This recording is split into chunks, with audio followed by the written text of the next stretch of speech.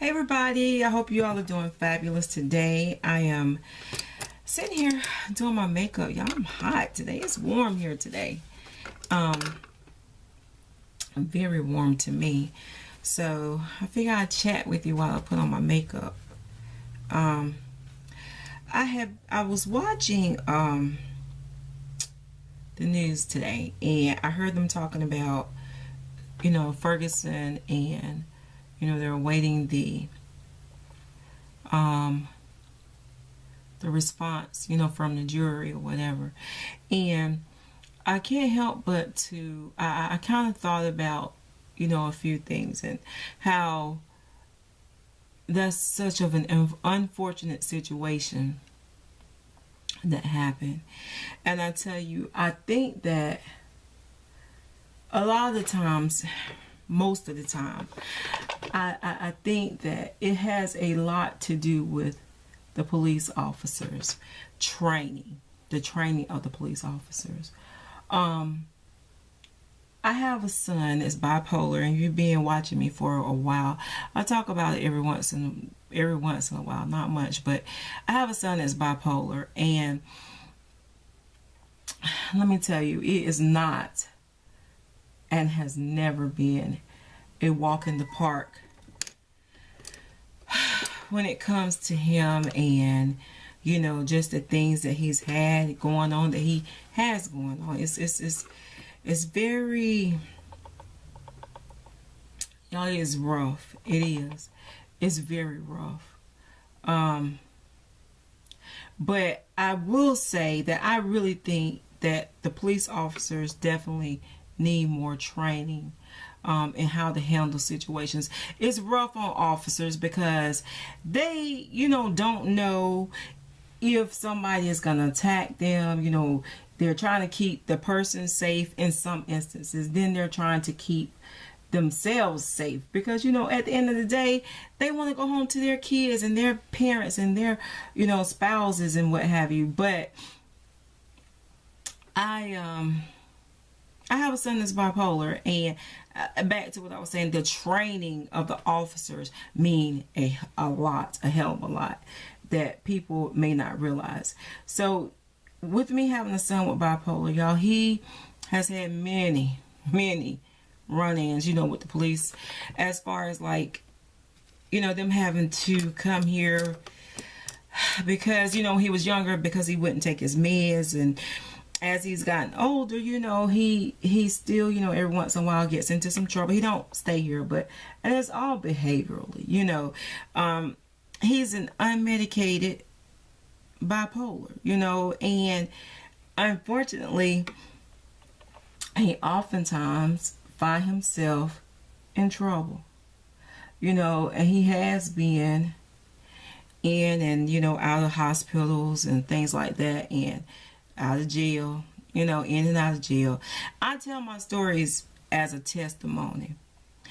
Some people, they scared, they don't want folks all in their business, but you know what? God don't take you through stuff for nothing. He take you through for a reason, that you can be a witness and tell people to hold on, it's going to be all right, or tell people what God has done for you. With my son, he's been into trouble. The police, Lord, I can't even count on both hands how many times the police has had to come here for him. I live in a little town. Let me give you a little background about the town I live in. I live in a little town that's called Johnston County. Well, it's called not a town, but Johnston County is the county that I live in, which is outside of Raleigh, North Carolina, which is, the capital. Raleigh's the capital of North Carolina. And so the town I live in 10 years ago, when we first moved here, and it's still, racist somewhat, some people, not everybody, but the police officer, there were times I had to call them over here because as a kid, you have more control on what people do. He was a kid, and sometimes he wouldn't take his meds, and he needed to take his meds, so I could control, whether he took his meds or not. I could control a whole lot. But those police officers, those sheriffs that would come to the house would exercise such care with him that it amazed me. I thank God, you know, I know I got God's favor in that situation, but I thank God because oftentimes had he lived in, you know, and with us being where we were, the police officers have come out, y'all. It's been times they've come out and sat here for an hour waiting for him to take his meds, you know, trying to get him to calm down or whatever. That's when he was younger. And even to this day, when they come out here and he's, you know, out of control or whatever, which, like I said, he doesn't live here, but when he is here, let's say he does something and, you know, the police have to come or they're called or whatever, they come with such care. And let me tell you something, you have to approach people sometimes, yes, in a very careful manner. You can't just go crazy, you know. That's where it comes into the training of the police officers, because there are times that if we lived in another county, my son would probably be dead by now. If we lived in a county of, and now this is the thing, every officer that has ever come to my house has always been white officers. They really have always been white officers.